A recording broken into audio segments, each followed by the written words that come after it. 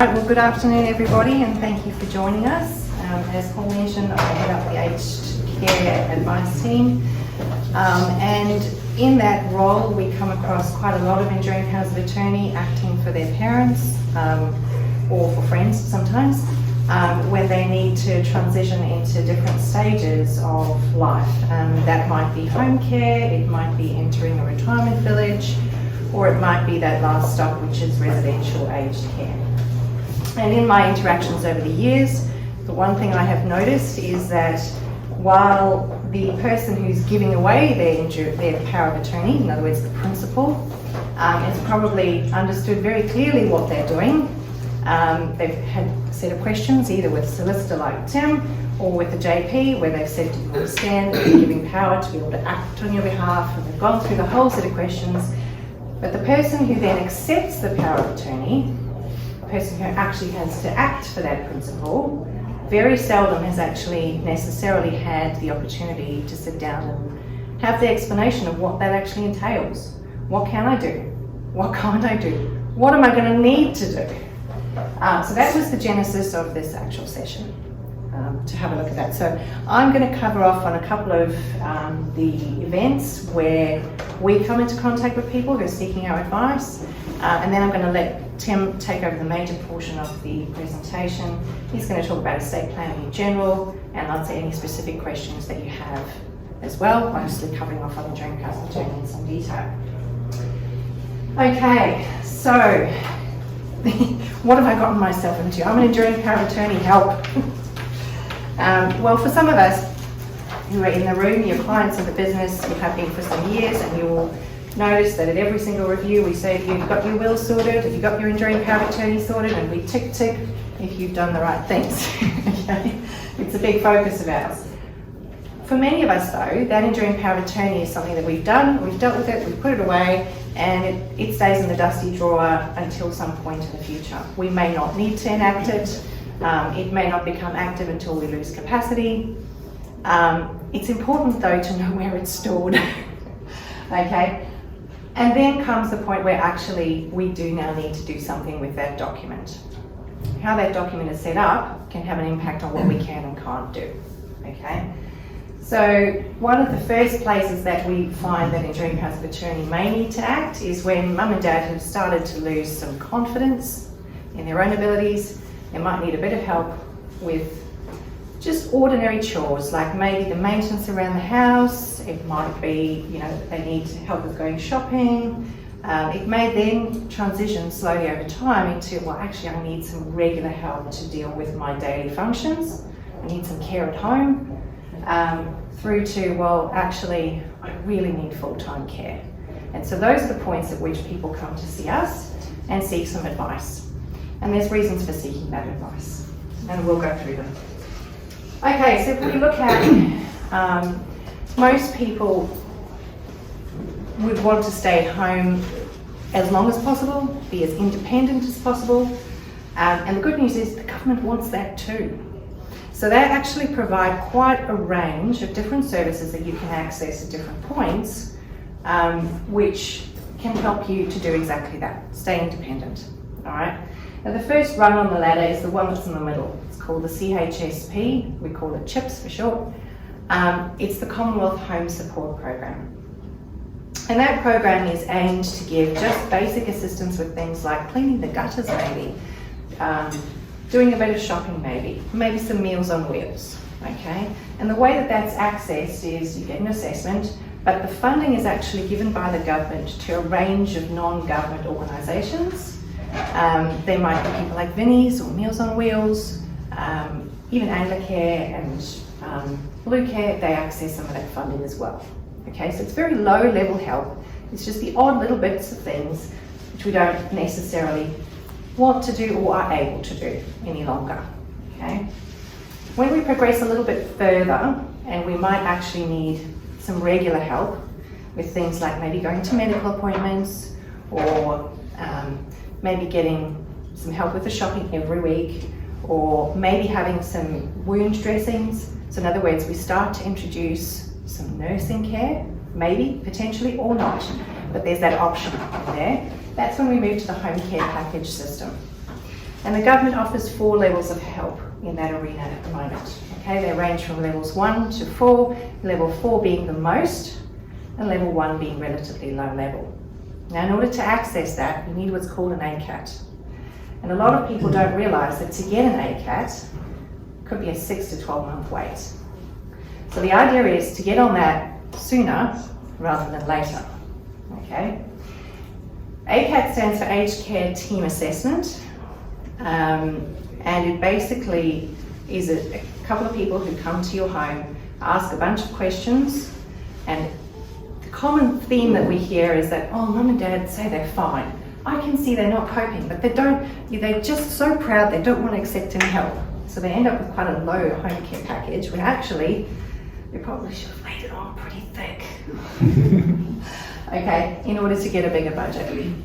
There are income tested fees that are associated with home care packages, and that's why people come to see us, because how your assets are structured impinges on how much you contribute towards that home care and how much the government contributes towards that. All right. In addition to the ACAT providing you with a potential home care package, it can also provide you with residential aged care. So if your care needs are such that you actually really do need somebody to look after you pretty much full time on some level, whether that's helping to move you from the bed to the bathroom, or whether it's just making sure that you actually don't mix your medications up and lower level stuff like that, you may get a residential care referral code. So in other words, you may be eligible to enter residential care, and that is quite complicated. Okay, and that's where people come to us and say help. Because I've heard about this RAD, this DAC, this RAC and DAC and MTF, and how the hell am I supposed to know what all of that means? Okay, well, there are 4 potential layers of fees, and it does start to stack up, but how much you pay is very dependent on how your assets are structured. Okay, and that's why people come to seek financial advice. And some of you in the room have already availed yourselves of that service. All right, so the first set of fees that we may pay is for the accommodation. And there's a variety of ways you can pay it. You can pay by lump sum, might be up to $500,000 that they're asking for the room. You can pay by daily accommodation payment, which means you're only paying interest on the outstanding amount, or you can pay any combination in between. All right. The next set of fees is the basic daily fee, which everybody pays, regardless of their circumstances, and that equates to 85% of the single pension for those people who are actually on the pension. So that covers food, water, electricity, all the stuff that you would usually cover in your own home. The next fee is the contentious one. It is the means tested fee. So this is what the government asks you to contribute towards your nursing cost of care. And if you have lots of assets, then you will pay a substantial fee. But there is a cap. There is a cap per year, and there is a cap for your lifetime as well, okay? If you have little or no assets, you won't pay that fee at all, all right? The 4th potential layer of fees is the additional services one, and that is charged at some places and not at others, depending on what you choose for the place that you would like mum and dad to be in. So sometimes that is worthwhile, and sometimes maybe not so much, depending on the health of the person who's entering care. So that extra or additional services actually doesn't have anything to do with the quality of the care. That's just the niceties. It might be a choice of meals at dinner time, it might be a glass of wine with lunch, those various optional extra things. But you seldom can actually opt out of that if they're charging it at the particular facility that you're entering. Okay. So, how you structure the accommodation payment has an impact on how much means tested fee you pay, and vice versa. So it can get quite complicated. And the obvious solution is not necessarily always the best solution. So this is a case study of somebody who came to see me recently. I've obviously changed the names. Betty had a home, it was worth over $1 million.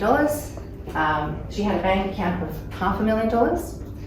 And she and her family decided that she would be comfortable in a particular facility, which we'll call Rosewood, which had a RAD, refundable accommodation deposit, of $750,000. Okay. the family came to me with the notion that we'll sell the house, but what effect is that going to have on her pension? Okay. So they already had a preconceived idea of what it was that they were going to do, and the only question to me was, well, is there anything we can do to save the pension? When we sat down, we actually did the modelling. Betty was actually far better off not selling her house, lodging a partial lump sum towards her accommodation, renting her house out. Her asset position over time was substantially different, and there's a reason for that. A house, when you start assessing it for aged care purposes, is always assessed at a capped value of $175,000. So if you sell that house, which is worth $1 million, you've suddenly gathered yourself $800,000 extra worth of assessable assets. So any basic, the house is worth 175, that's it. Anything over that's profit for yourself. So you've got to pay that into that. So in this case, yes, it varies for every person, and the price of the value of the house is going to have an impact on what solution you come up with. So everybody's circumstances are different. Okay, there is no one size fits all. There is no this will work for everybody, because if you only got $50,000 in the bank, that may not work for you. You may actually have to sell the house. So coming to get some advice is a good idea. Okay. What happens if we don't have $450,000 for a big lump sum? What do we do then? So this is another case study where Jim and Margaret have got a home that's worth $750,000. They just have $120,000 in the bank account, and they receive the full age pension. Okay. Jim's health's deteriorated to the point that he actually needs to go into residential care, but Margaret will actually stay at home. So how does she fund his care? All right. Well, in this case, Jim will move into care, but they will be considered an illness-separated couple, which means that they can't actually both live in the home because of illness. And so the government, in its generosity, increases their age pension to the full single rate. So instead of getting $720 per fortnight each, the way they would as a couple living in the same house, they will now get the $967 a fortnight each. Okay, so that's the first thing that's going to help them out. The other interesting thing is that if they have less than $100,000 in assets combined as a couple, Jim's entire accommodation would actually be paid for by the government. So in those 4 blocks, the first block that I showed you, I'll go back to your slide, that first block there, he actually wouldn't pay those fees at all if they had less than $100,000 in assessable assets. Okay? How can we bring that under $100,000? How do we get rid of 20 grand? Okay, well, you can't give 20 grand away, because you're only allowed to give $10,000. However, if neither of them had any prepaid or funeral bonds in place, we could actually do a $10,000 funeral bond for each of them, and wham bam, you've lost all of your accommodation costs. Okay, so having some advice is actually, in this particular scenario, a good idea. There is another option for care, and certainly this is the way that we did aged care when I was growing up. I was privileged to come from a big family, and at one point in our lives, we had my great aunts, and my maternal grandmother's aunts, my maternal grandmother, my parents, and 4 children all in the same house. We had 4 generations in a house, and we looked after those old ladies until they passed away. Okay, that would be the equivalent of what a granny flat might be. So if you are close to your parents, you like each other, and you can deal with the care that needs to be provided, this is an option. There are some traps to it though. So from a sentiment point of view, there's a great advantage. You can actually either sign over the title, parents that is, can sign over the title of their home to their kids, so the kids move in, give them care, and that's called a granny flat right. It doesn't actually have to be a granny flat per se. It doesn't have to be a separate little building. All right. There are some disadvantages though. One of those disadvantages is that if you do sign over the title of your house, and Tim's probably seen a few of these go wrong, and there's not appropriate protections in place, you could end up where parents have given away their major asset and then it all goes belly up and pear-shaped and they've got nowhere to go. So this type of arrangement is something that needs to be really carefully entered into with consultation of a solicitor. And please come and see us about the Centrelink side of things if that is going to be what you plan to do. Also, if you do it, it's a good way to actually get some relief in terms of Centrelink. It has many advantages actually. But the difficulty is that if within a 5-year period, those same parents then need to enter residential aged care, Centrelink will actually look back and assess the total value that they gave away as gifting rather than as the granny flat which had the concession attached to it. So this is something which needs to be really carefully considered before taking this option. Okay, so what is the value of seeking some financial advice when you're dealing with somebody else's money? Well, there's a lot of reasons. The first is most people, when they sign that enduring power of attorney document, don't actually realise what they might be called upon to do. They don't realise how awesome a responsibility it actually is to have to make a decision with somebody else's lifetime of assets. And a lot of people are paralysed almost by the fear of doing the wrong thing by the person that they're acting for. So getting some independent advice actually takes the pressure off. You've gotten a professional to give you some good pointers of what can be in the principal's best interests. And so you've actually effectively done your duties really, really well. The second thing is, if there's many beneficiaries of the will, eventually, there's probably a couple of other siblings that might be looking over your shoulder and saying, hey, that looks like you advantaged yourself. So having the advice of a professional that says, okay, this is the best pathway forward, takes some of that burden off. And you can also, unfortunately, I get to be referee fairly often, have plenty of conflicting opinions. It is seldom where I see a large family where everybody's on the same page and agrees that what's best for mum is a coherent, single set of actions. Quite often, one person's got one opinion, another person's got another opinion, and the third person doesn't want mum to go anywhere at all. And so I get to facilitate a discussion which hopefully results in a solution that everybody can deal with, that everybody can move forward with in a positive way. So that's fundamentally what we do in the aged care side of the business. And I think that what you would like to do is probably get some more understanding of the technicalities of what an enduring power of attorney does and some general estate planning stuff. So I'm going to introduce Tim Baumann, who is a senior associate at Ellison. He leads the firm's wills and estates practice in the private capital division, and he is born and bred on the Gold Coast, did defect to Brisbane for a few years, but we won't worry about that, he's back now.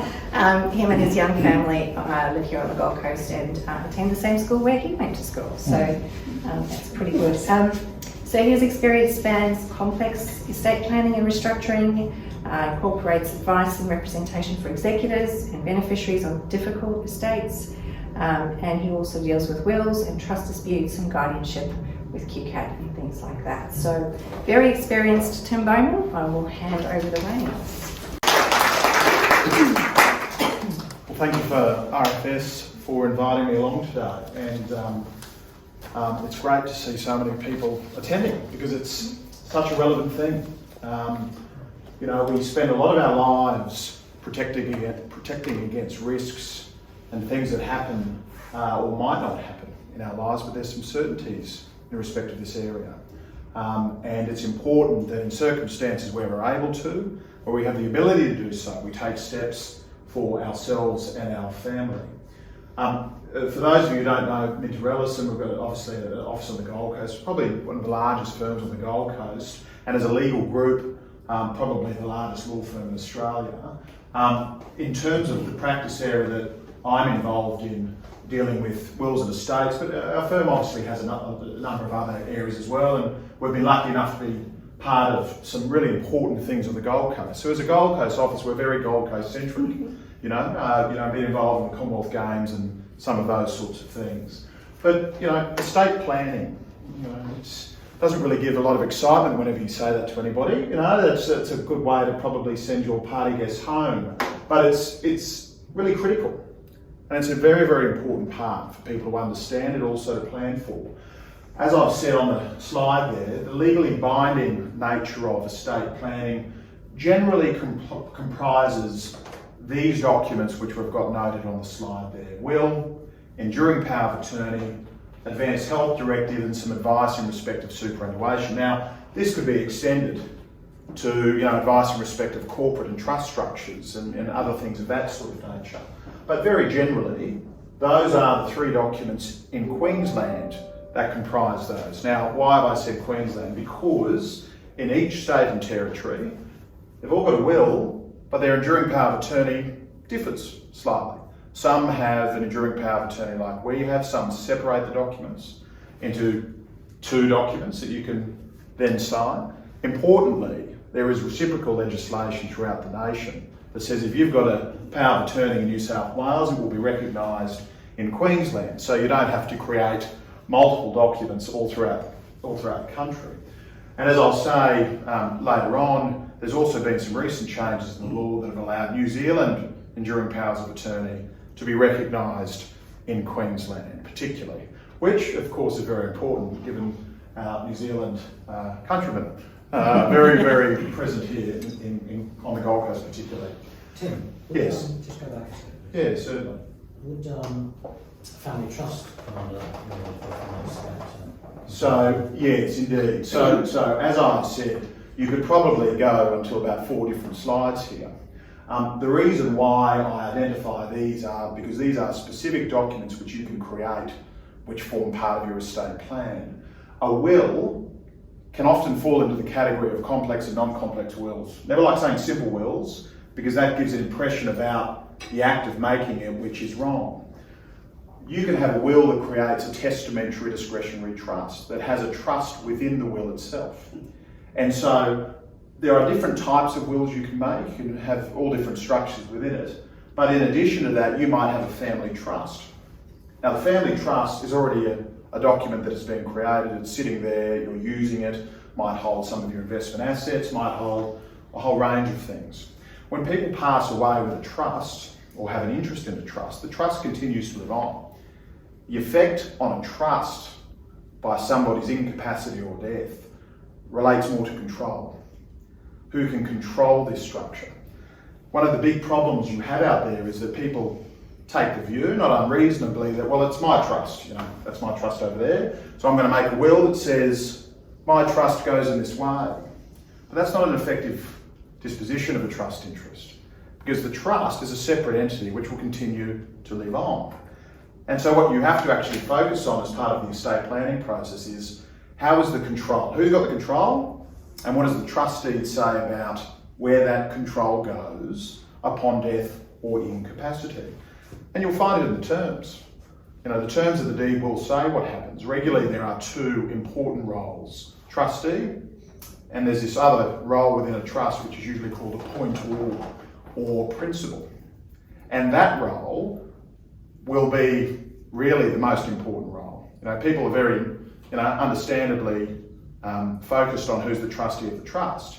But if you've got a role like an appointer or principal who can hire and fire the trustee, well, that's where the power is. And so looking at the broader context of somebody's affairs and the assets they have and the structure they have is very important. When we take instructions for an estate plan, the two most important concepts are demographic and assets and liabilities. Assets and liabilities are important because what are we dealing with and what do we have to ensure can pass in the way that this person wants. Demographic is important because that's where the risk is. Married 3, 4 times, children, don't know, maybe. These are, it appears flippant, but these are conversations I've had with very many people. I've had someone come in the other day who said, my affairs are simple, Tim, very simple, as we're walking into the office. Very dangerous sentence. Because all I was thinking was this person's trying to convince me it's simple before we've actually sat down and had a chat about it. And the first thing, have you married? Fourth marriage. Okay. Okay. That's good. That's right. We would have got to the third and thought, why not again? Any children? I said, do you not know? No. How many? Oh. And there was this big pause. 4? Is that 4? Is that your final answer? And this is, it's easy to look at that and think, well, that's an interesting set of facts. But the reality is, there is no normal family unit in Australia anymore. But that's good. That's, we want an interesting fabric of the world. But what it does provide, though, is some difficulty or some risk as part of an estate planning process that might need to be looked at and planned for appropriately. A lot of people think that wills and estate planning is just at that end. I'm in a retirement village now, so it's time to look at this. Quite the opposite. The first trigger for a lot of people, your children, people early 20s, is they think, well, I don't have anything to give away. I don't have anything to give away. But if they've got employment, they'll have someone contributing into a superannuation policy for them. And often these super funds, which are those retail funds, have life insurance components with them. And often the kids don't know. They get their statement, shows them they've got $37 in it. It's building. But what they don't realise is that $2 has been taken out every week for life insurance. If that young person was to pass away, there might be hundreds of thousands of dollars worth of life insurance policy that needs to be dealt with. And unfortunately, superannuation funds are marginally above Centrelink, I think, maybe in terms of dealing with. Very, very difficult. And that's when you plan it well. When you don't plan it well, there's some dispute is where there can be a lot of difficulties. But the purpose of this is to show that you don't make one will in your life and it's usually good enough for the rest of your life. Some do. Made a will for a 95-year-old the other day and she signed it, she said, I've done it. And I said, have you? She said, yes, I've done it. First will I've made. And I said, well, you have done it. Not many people get to that stage in their life and think, this is the first time. But the reality is, people have different views. Australians have a very, very, very healthy she'll be right attitude. If I'm not unwell, if I'm not sick, why would I worry about this stuff? I'm well now. I'll wait till I need to. I'll wait till I get that letter in the mail saying you've got 2 years to live. Unfortunately, or fortunately, whichever way you look at it, that's not always how it happens. Tragedy happens, events happen. People's ability to do this is taken away from them. And so it's important for yourselves, for your families, that you take positive steps to deal with it while you can and while you should. But the purpose of this is to make it very, very clear that this isn't wait until the end. Most people maybe make 5, 6 wills throughout their life. Children, they realise they don't like those children. Maybe the children, they like them again. They don't like the partners of the children. There's a whole range of things that occur in people's lives which can inform the wills that we make. Wills, there are some formal requirements in writing, signed by the testator in the presence of 2 or more witnesses. Why have a will? Well, it's the only document in which you can say where your assets go and who can actually deal with that for you. Who's going to look after the children? If something happened to you and you've got minor children, you can't appoint guardians for children over the age of 18, even though you might want to. Funeral directions of burial, cremation, reduce potential and conflict and avoid unnecessary cost and delay. Those are the 2 most critical things. Because at a time when people are grieving, you're not in really a position to make good decisions. And what makes it even harder is if there is not a structure in place which can be easily followed, or you're dealing with it where there is no structure. And that's when it's all happy families. That's when everyone's on board and everyone's swimming in the right direction. And there's very, very many examples. The other work I do apart from estate planning work is estate litigation. And so I act for people who are seeking to cause mischief or defend the mischief. And you see it day in, day out. So if you've got multiple wills, or a will made up, and you've had 4 or 5 wills made up, Yeah. is there any legislation place where all those wills go that people can find them? Yes, it is one of the most important questions, and one that there's not a straight answer for. The answer is no. The reason why is because you can create a will. I can create a will right now on the back of this if I wish. Get 2 people to sign it, there it is. And the problem is with a register of wills or something like that is because of the way in which wills can be created, there's no legislative requirement that you must register your will somewhere, or there must be some publicly searchable document that people can find it. And so we're still forced to rely on practical steps to ensure people know what's going on. You know, on one level you think, well, that's a bit silly, but on another level, you know, do you really want people to be able to search and see when your last made your will? Or what's in it? Or what's in They it? can't go and see what's in it. But they can see what, let me put this situation, you have a dinner party with your children. They see in a week later, you've changed your will. And they think, oh, that joke I said was a bit edgy. You know, that looks like my parents have taken it the wrong way. I'm being flippant, of course.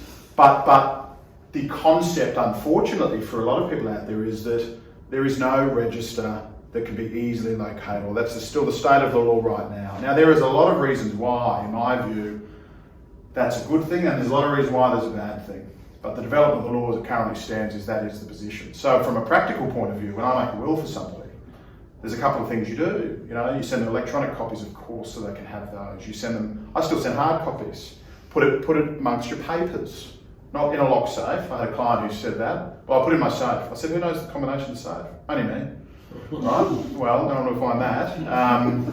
You know, these are practical steps that people take. What I also do as part of the enduring power of attorney process is, you know, Belinda mentioned before about ensuring people understand what their role is. You know, part of what we do is we send a letter to the attorney saying, you have to accept this. We don't have to accept it, of course, but this is available for you to accept. Here are your obligations.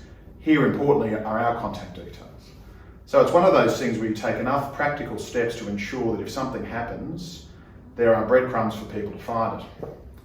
And this is set against the backdrop of a few years back, I flew to Mount Isa there was a family who instructed me from overseas. There was no one in Australia, and I had to search through this fellow's house, try and find a will. It's extraordinary. It was very hot that day. I can guarantee you in Mount Isa, I don't have been there, but it was extraordinary. But I did find a will. I found it in his World War II soldier's booklet. Oh gosh. He appointed his parents, who my calculations were they would have been about 160 at that stage, so they weren't able to do it. But it's a perfect example of there are wills out there which are found in circumstances where, wow, you know, this is the last will that this guy had that we could find. So that's a long-winded way of saying there's no register of wills, of course, but it's still one of those things where practical steps, you know, some people say, do I give a copy of my will to my children? I don't think that's necessary. You know, it's a very personal thing. Some people do it anyway, but my view is, well, as long as they know where it is. As long as they know where it is. Because the reality is you can change your will the next day.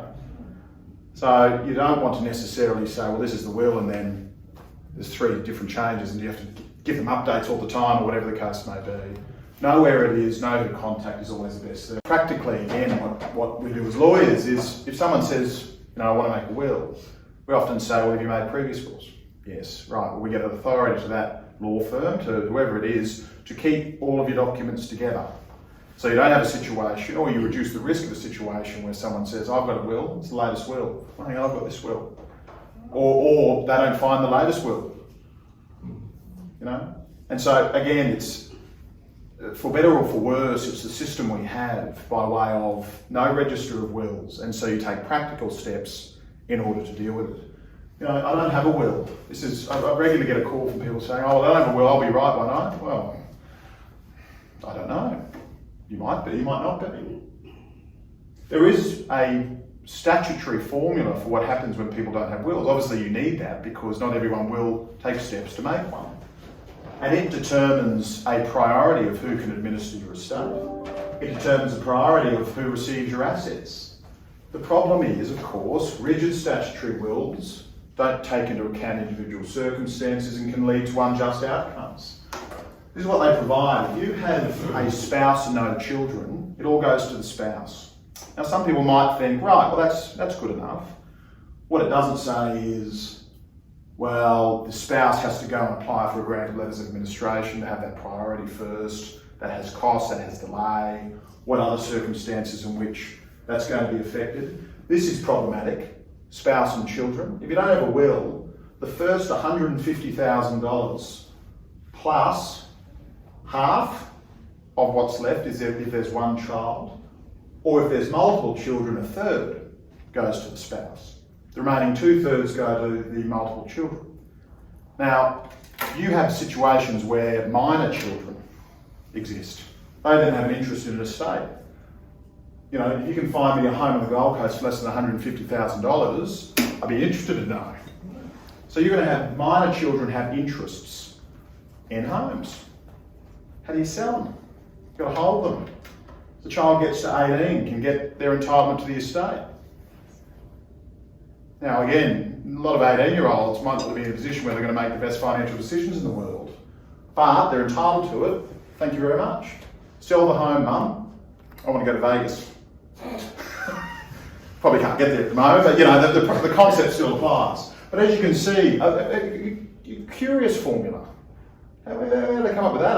$150,000. Succession Act, 1981. You know, there's different ideas about it. This again, it forces you to look at these things and say, well, I should take sensible, reasonable steps in response to make sure what I want happens.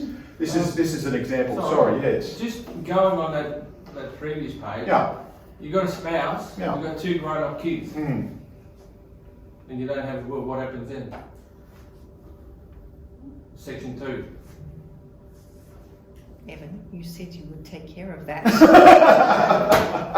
Just hypothetically. Hypothetically, of course. I can't find anybody on the phone I can ring. No, well, I'll give you my card. You can ring me. The reality is exactly that. Yes, there's a result. So even though... Doesn't matter if you've been married for 50 years. Yes. Damn.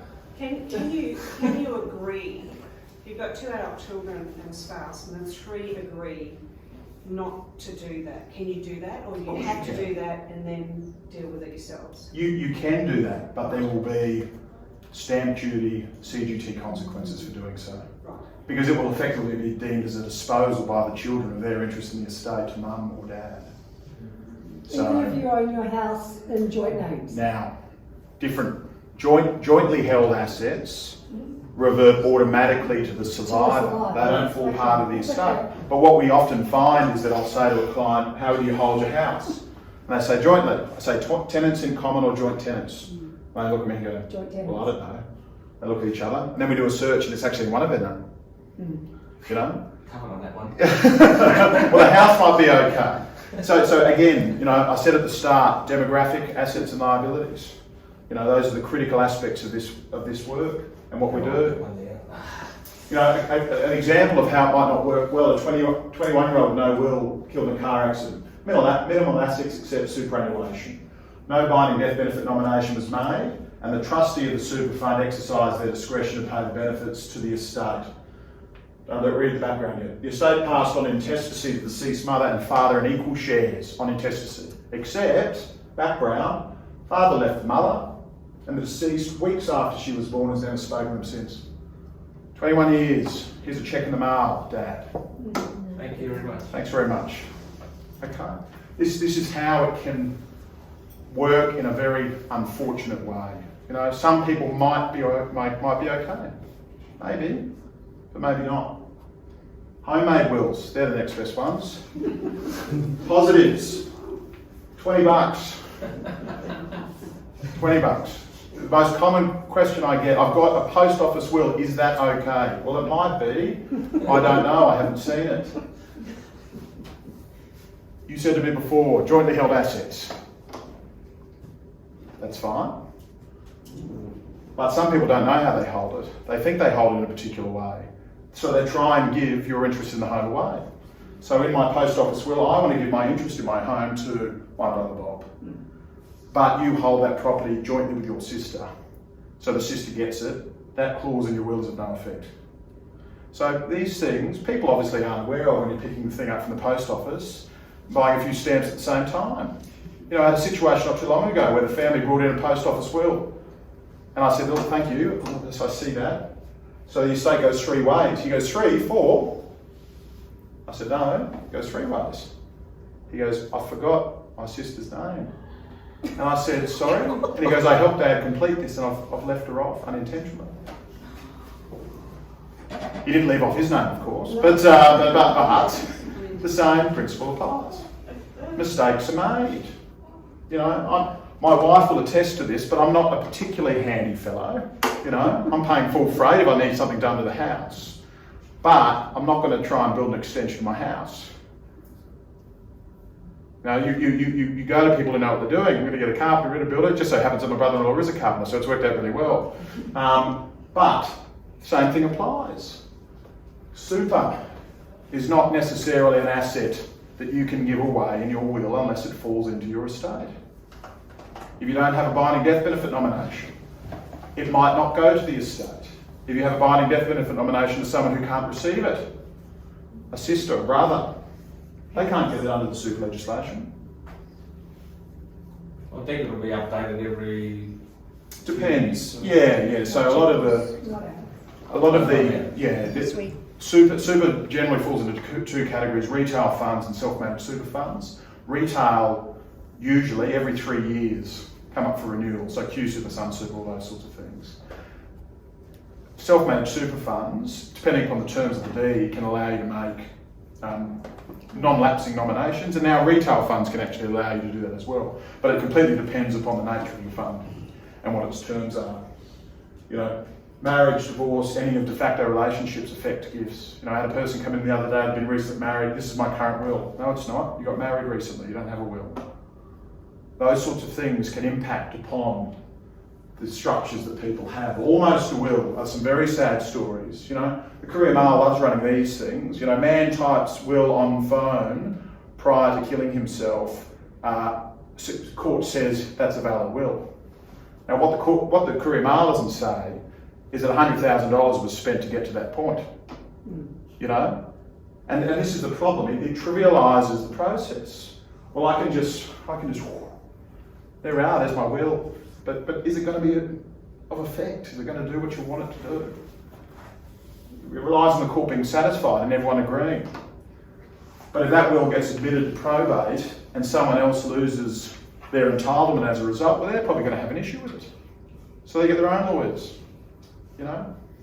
That's a question about like what actually happens upon death, Yeah. whether you have a will or don't have a will. Yeah.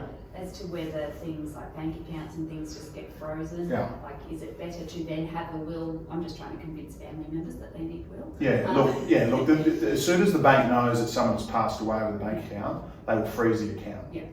Whether they're joint names or not. No, joint are different. They will allow the joint account holder to continue to transact. Yeah. Because under the law, jointly held assets will revert automatically to the survivor. So, but again, it comes down to that thing, unless they've done a complete, stock take of all the assets they have and how they're held, there could be some nasty surprises. You know, when we talk about enduring powers of attorney in a moment, that's one of the bigger concerns, in my view. You know, because people are still alive whilst those documents have effect. Brief history enduring powers of attorney. 1974, the Property Law Act was the first time you could make them, but they weren't enduring. They were just powers of attorney. So they relied on the continued capacity of the person giving them. So sometimes I have a client who comes in and says, this is my power of attorney, it's 1978. I say, well, that's okay still under the law, but it won't endure past the loss of capacity and it won't allow anyone to make decisions for you for personal health matters. Now, power of attorney is different from country to country? Yeah, very much so. Yeah, a bit different from state to state. But the principles are very similar across all the states. It's just whether or not, for instance, in New South Wales and Victoria, New South Wales has 2 different types of powers of attorney, 2 different documents. Victoria, you can have 3. Like they're different forms because of different governments. The beauty of federation. But the problem is, of course, if you don't have one, doesn't really matter, you know, it's a problem.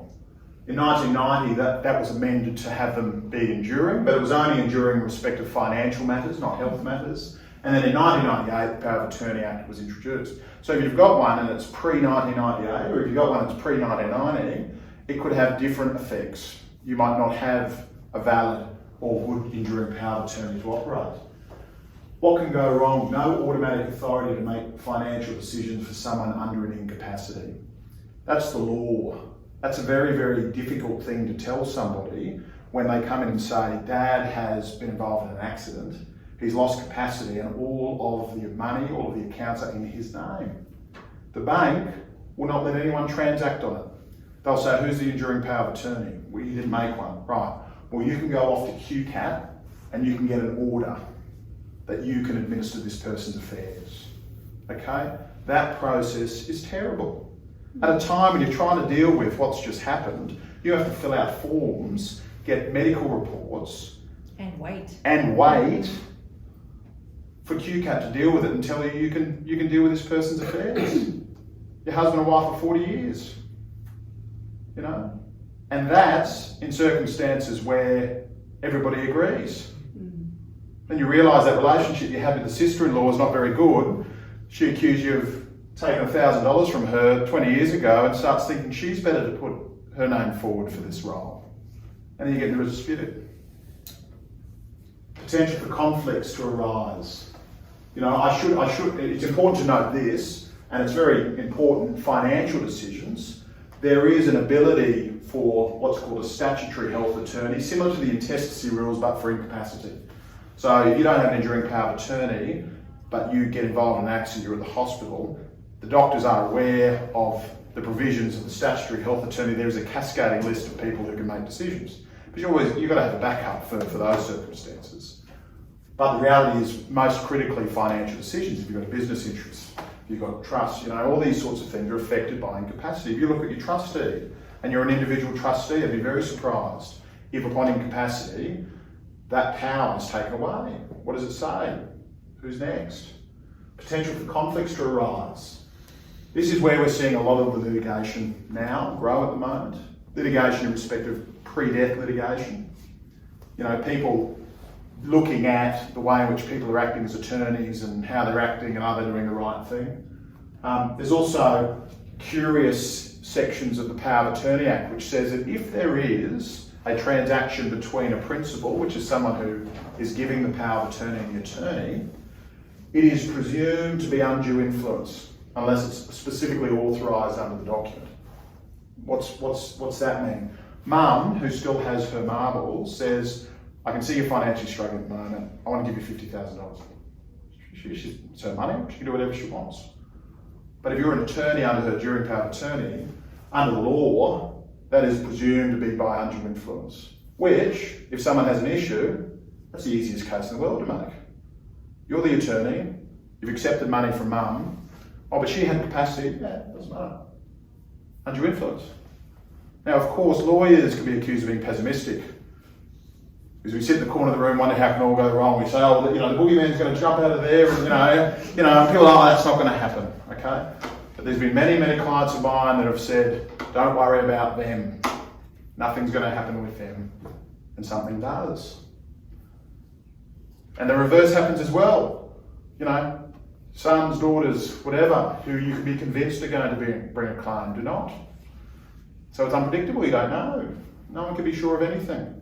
The impact of other people to those relationships can also influence decisions made. Can I just ask, the slide previously we mentioned de facto. Yeah. What determines at what point is it de facto? So if someone's living with you for... Now, 2 years. 2 years? 2 years in a marriage-like relationship. Okay. These laws in respect of de factos, obviously with greater de facto relationships, greater increasing de facto relationships in Australia, the laws have caught up with the effect of ending a de facto relationship has the same effect as ending a divorce, where it didn't always used to be that way. So some of the massive changes in relationships can impact these documents. Yeah. What evidence is required to prove it's 2 years? Well, it's really the family court has the same definition as the Queensland government, as Queensland Parliament, and there's a whole list of things. Right. So it's only an issue if someone says it's an issue. Right. So if someone's saying, I don't think you were in a de facto relationship, or I think that relationship broke down, you know, those are the things which can, of course, impact. So with the power of attorney and the undue influence, Yeah. I know that there is that clause that you can put in, you can, a person can enter into conflict. Yeah, authorise it. Yeah. Is that That's the cover that? perfect way to get around it. Yeah. Right. Yeah. Okay. And so that's why it's relevant to, well, how is it drawn? Yeah. Because a lot of the enduring power of attorney obligations and authorities and authorisations depend upon the terms of the document. Yeah, sure. If the person who's making the document says, I let my attorneys do whatever they want, well, off you go. You know, you're not going to have someone making that argument because you've got the document there to say they're authorising this. Okay, it's the problem when haven't been prepared in a particular way. Yeah. What if it's a dual power of attorney? Dual being multiple attorneys. Is there any law on how many you can have, and what's the best scenario? You can't have Dual, one. single, Oh, 3, look, 4. it depends. And how do you unravel the problem when the dual powers of attorneys don't agree? Yeah. The first question about how many can you have, I think you can have as many as 4, but you wouldn't. It's a sliding scale of risk. You know, what I always say to clients is, when you're talking about a spouse-like relationship, it's uncontroversial for the spouse to be appointed a sole attorney, in my view, in most cases. Not all the time, and there'll be plenty of people who don't agree with that, but for most of the time, that's a very regular appointment that people make. At the next level, on the basis that either the spouse predeceases or the spouse is unable to act, you either have you have substitute attorneys appointed. Now, most of the time, I would be recommending at least 2 because it's a good check and balance. You know, the chances of one person going off on a frolic of their own is often higher than 2 people getting in cahoots and doing it.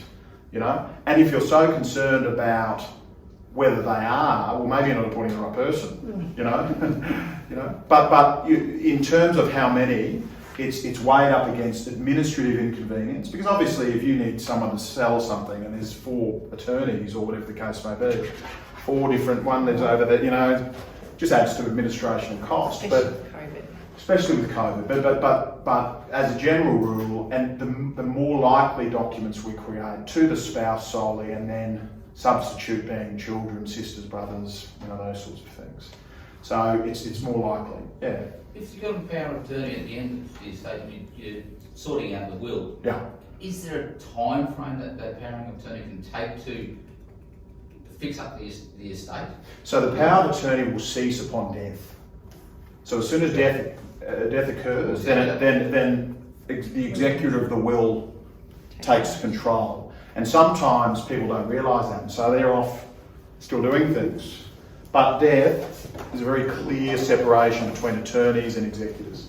So is there a time frame for the executive to wind up the estate? Where- It can't go 20 years, 30 years? No, there's not. There's an old principle called the executor's year, which largely suggests that most estates should be wrapped up within about 12 months. But the difficulty is if you have a will that creates trust for minors, you know, if you have complex structures which have tax issues that need to be worked through over 2 or 3 years, there is no, you know, if this is not wrapped up by now, the court's going to come in and say, you're not doing the right thing, you're out. No. But there's some general principles. I mentioned that executor's year, but it's really dependent upon the nature of the estate. You know, if you have a super complicated estate, lots of assets overseas, you know, it could take some years.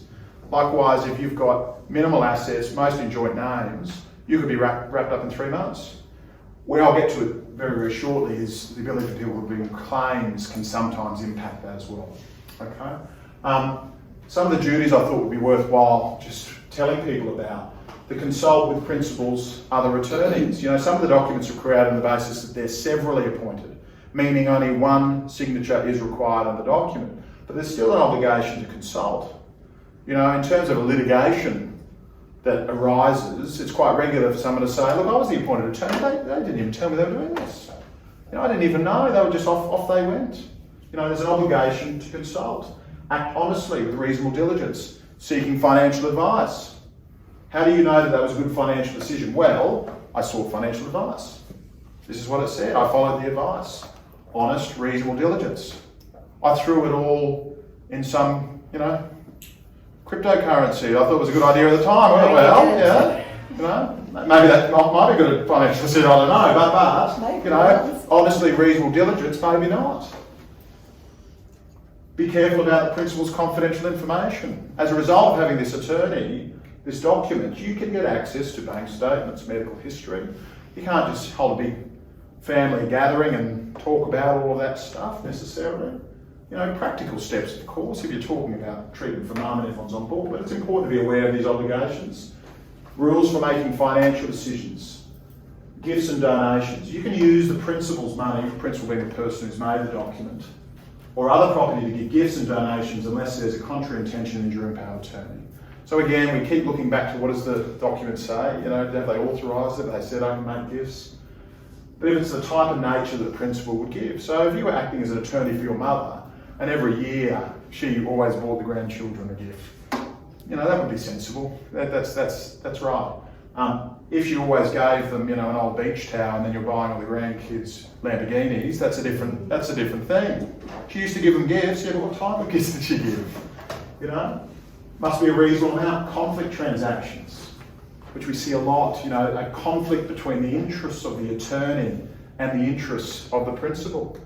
Now, because you're a spouse, that doesn't necessarily mean that you're immune from these sorts of obligations, particularly if your second, third marriage, children of the first marriage. Again, I'm making broad, sweeping generalisations here, but they're just waiting to criticise you, So you don't give them the opportunity. You're aware of your obligations, you seek advice. Maintaining the dependents, paying school fees. If you're using the principal's money to contribute to school fees, well, that might be seeming very sensible. It might be on first glance, well, hang on, that's not in their best interest. But maintaining the principal's dependence, if that's authorised under the Act. Investments, taking advice, keeping records. Big one, please. Huge. Is, it's very hard when you've been looking after mum or dad for 10 years and then a sibling comes back to you and says, I want to see what you've been doing. Get all of mum's bank account statements, please. Let's go line by line. $20, big W. 7 years ago. What was that for? Well, I don't know. Well, mum, what was it for? Did mum do it? Now, that's not to say that in all circumstances you would take that approach, but if you are transacting, if you are authorising these things, keep records, because I can tell you now, 5 years down the track, it's very hard to remember what you did. Keep property separate. Don't put mum or dad's money in your own account. Terrible idea. Breach of your obligations. Easy, low-hanging fruit for people to cause mischief. Advanced health directives. You might have heard of those. The way they interact is an enduring power of attorney authorises someone to make decisions for you for health matters, but an advanced health directive actually sets out about 20 or 30 questions, which are quite specific to end-of-life treatment, and that trumps the decision of the attorney. Okay? Now my views changed a lot in respect of this document, and the view has changed because I always considered a bit of a cherry on top. As long as someone's got the authority to make the decision, that should be right. But that was probably too simplistic, because if someone's being asked to make a very, very heavy decision about whether they should sustain life-sustaining treatment for you, there's a pretty nice backstop for you to already have made that decision yourself for the family to follow. It's because what you find is that spouses, children who are forced to make those decisions might think they're making the right one, but forever beat themselves up because they don't know they did. And that's in circumstances where everyone agrees. The last thing you need is one of the other siblings going, don't you do this? Don't you do this? Yeah. With that, I was only talking about this to my parents the other day, Yeah. where they're a bit incapacitated. Yes. So to get this done, Yeah. it's going to take a bit of time. Mm. Can they send an email to all the kids stating what the end of life? Look, incapacity is very difficult because you need to have capacity to make these documents. If you don't have capacity, then you can't legally make the The documents. mental capacity. Yeah. So obviously physical, Yeah. mental capacity are different issues. There are practical steps people can take. Having conversations with your spouse. That's a handy one. Having conversations with your kids about what you want, because the doctors will look to you to make the decision. Okay, so if they haven't got one of these in place, at least having the discussion, understanding, puts you already in a much better position. Yeah. Okay, because without this document, the doctors are going to look to the attorneys to make the decision. So if you've had the discussion, do you Yeah. find that it is better to have both, or do you find it becomes a conflict, like it can create an issue having that and having this? Oh look, each circumstance would turn on its own facts, and there will be situations where I'm sure someone made an advance health directive many years ago, and their position has changed, never changed it. So there would be a lot of examples where, for a particular family unit, it might be a good idea or bad. Okay, depending on if you have Depending those upon the discussions situation, or not, and because look, the reality is, doctors are seeking to assist you to make the best decisions as well, and so, on the basis that there is broad, agreement and understanding, and people are otherwise wanting the best for mum or dad or whoever it is, you work through those issues. But where I have seen it provide some benefit is where no one knows. Oh, and look, here it is. We don't have to come to that decision. Just going back one with the power of attorney. Yeah. So everything's all done and dusted. Yeah. Everything's all, parents have passed away, whatever. A few years later, you find out that this person that had the power of attorney has done some dubious things with it. Yeah. Are you able to go back and do something about it or not? What's the duration? It depends. There's under the Act, there's 6 months, and this is a statutory right, for you to bring a claim against an attorney who might have done the wrong thing. Okay, but because the attorney is acting in an equitable fiduciary role, effectively, equity, which is an ability to bring claims in respect of, not acts of Parliament, but general principles of law that have developed over years and years and years, still provides some relief. So if you're outside of that time, there might still be an ability for you to have a go, effectively. But you would need to have an interest. You would have to be one of the beneficiaries that, as a result of what they've done, you've now been disentitled. Or so it's only 6 to 12 months. Yeah, well, no, it's that the Act says you can bring a claim against them within 6 currently. But what I'm saying is that there are other ways in which you can address it. Okay, there's other claims that might be formulated which would enable you to do it. But again, you would need to, have the evidence. You need to be able to show that was a problem and what's happened. Yes. EPA kicks in when a person lost. A doctor has to certify that the person lost the capacity to make decisions. Is that right? It depends upon the terms of the document. You can have a document beginning immediately. Okay, so not dependent upon a loss of capacity. A lot of people, under the old forms, were making them on that basis without actually even knowing. Because there was this one curious question that said, when do you want this power to begin? And one of the options was immediately. Well, of course, why am I signing this document, But what people didn't realise is immediately means the financial power begins immediately. So you then give it to your attorney, the attorney walks down to the bank and says, I'm the immediately appointed financial attorney. Can I have all the money, please? And it could be done. And so again, you come back to what the document says, how it's drafted, who am I appointing and how. And so in answer to your question, it can begin upon a loss of capacity or it can begin at some earlier time. Financial powers, I mentioned at the start, attorneys make decisions for financial matters or personal health matters. Personal health matters can only begin upon loss of capacity. You can't give that power away any earlier. You're in the hospital, doctor comes in, what do you want to do, mate? You want to take the leg off? Speak to that person? Speak to that person over there. No, well, can't be done, right? But in terms of financial matters, in terms of financial appointments, you can give it away earlier. And there's some very good reasons why you would. Elderly people, they haven't lost capacity, but I don't want to have to go to the bank and pay these bills. Can you look after this for me? There are appropriate circumstances where that's absolutely right. Yes. You mentioned earlier that the post office wills generally aren't very good. I don't want to have a slide of the Australian Post because they're just holding them. But there's difficulties with them sometimes, yeah. What's your thoughts on the powers of attorney that you can get from news agents?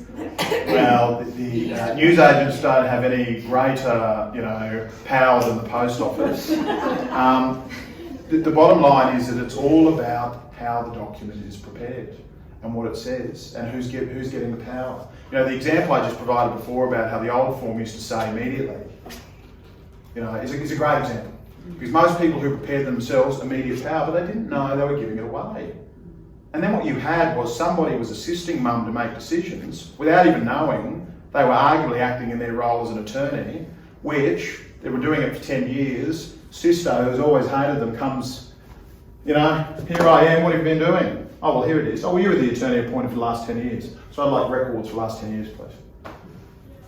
It's just, again, it might seem that I am suggesting that everybody's going to jump out and do all these things, but the reality is, I see it.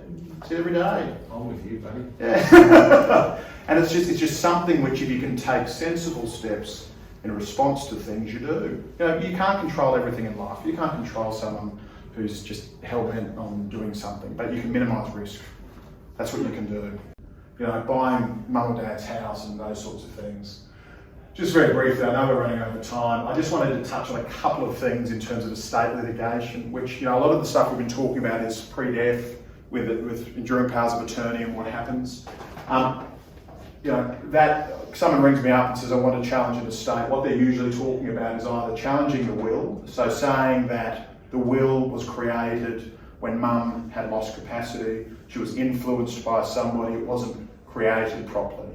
Didn't have two witnesses, these sorts of things. Those are creation arguments, often very difficult to run, very expensive to run, because if you're arguing about incapacity, what you're relying upon is an assessment of medical evidence, which might be obtained after the fact because they made the will 10 years ago. It sometimes can be a very difficult case to run. This is where the majority of claims in this space are coming, family provision claims. And what that is it's not someone saying that the will's invalid. What it's saying is that I haven't been adequately provided for under this will. Okay? Now, that can be a very offensive proposition to a lot of people because there's two trains of thought out there. Testamentary freedom, I can make whatever will I want and that should carry the day. I understand that. If I made a will giving everything to the RSPCA, my wife and 3 children might be very annoyed. Very annoyed. Okay? But if testamentary freedom carried the day, well, too late. Sorry, guys. So there's an ability for the court to come over the top and say, you haven't adequately provided for that person. Okay? Now, in people's minds, what this turns out to be, and there's no law that says if you're one of 3 children, you must get a third. This is society's input. This is society's view. I'm 1/3. I'm a child, 1/3. Yeah. That's because of how society is developed. But what happens is if there is a disparity between the children, you've got 2 very, very successful children, both neurosurgeons and the other one's standing outside Centrelink trying to get their cheque every week. That leads to a disparity. Now, that fact circumstance doesn't mean that they are necessarily going to bring a claim, but that can sometimes be the basis for it. Where they say, well, look, given my need, you're really under a moral obligation to provide for me. I've acted for people where they've got one child who's on the bones of their backside and they give it all away to someone else. Now, some people might look at that and say, well, so well, they do what they want. Other people might look at that and say, do we really want the taxpayer to continue to support this person because mum or dad has decided not to give them anything? And so it's very easy to latch on to, well, if I make a will, that should carry the day. The reason why it's important is because of the nature of family, the nature of relationships. You can have a family unit there where there's a very high risk. I've got some terrible examples where people come in and say, my son, who I haven't seen for the last 10 years, has written me a note saying he's going to bring a claim against my estate. I haven't even died yet. This happens. And so I come back to that question about assets and liabilities demographic. Those are the two most important things. If you've got a stable family demographic, the chances of someone bringing a claim is probably going to be pretty low. So you can be a lot more flexible in the plan that you produce. You don't have to try and take asset protection steps in order to ward off this claim that might eventuate. So could you do one for that? What do you mean? Oh, so you haven't spoken to your kid for... Yeah, no, it's the fact you haven't spoken to someone, because what you find, there's two sides of every story, right? And so you get someone saying, I haven't seen my kid for 20 years. How old's your child? 19, 20. 19 wasn't going to work. 25. Say 25. Okay, I haven't spoken for 20 years. Okay. What happened when they were 5? Well, I left the mum. So the child has a view of dad, no good for nothing dad, hasn't had anything to do with me in my whole life, hasn't supported me, mum's always supported me. The mother or father is saying, I haven't had anything to do with that child for 30 years. You know? Who's right? Who's right? And often, you know, there can be very clear examples where people have acted inappropriately, you know, abuse and all this sort of stuff. But unfortunately, it comes down to the same issue, which is if there's a risk of a claim, you then assess the risk and you say, right, well, the only thing they can bring a claim against is the assets that form part of my estate. Now, super doesn't automatically form part of your estate. Jointly held assets don't automatically form part of your estate. So there's ways you can structure your affairs to reduce the risk. Because there's many examples where a client has said to me, I want to bring a claim against my father's estate. They've got all the need in the world, but there's no assets. Things are held in trust, things are held in super. And you're left saying to them, well, look, you've got a great claim, but there's no estate here. And then vice versa, you've got someone with not a very good claim, but there's huge assets. Such that the nature of the claim and the need that would need to be shown is looked at in the context of the size of the estate. You know? There was a case coming out of WA a few years back where it was one of old Lang Hancock's ex-partners who had 2 children and a child from a previous relationship no one really knew about.